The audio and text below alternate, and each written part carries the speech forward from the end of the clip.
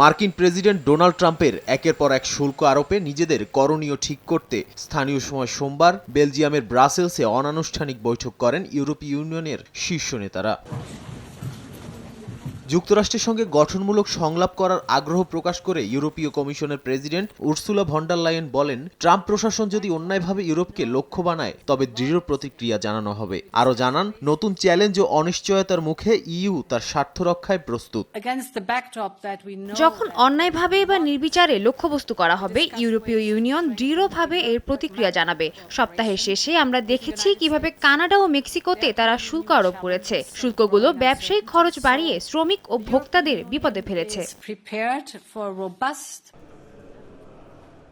German chancellor Olaf Scholz বলেন, যুক্তরাষ্ট্রের সঙ্গে বাণিজ্য আলোচনায় নিজেদের স্বার্থ রক্ষায় সচেষ্ট ইইউ। এ সময় মেক্সিকোর প্রেসিডেন্ট ক্লডিয়া শেইনবাউমকে ট্রাম্পের শুল্ক হুমকি মোকাবিলায় কৌশলী পদক্ষেপ নেয়ায় প্রশংসা করেন তিনি।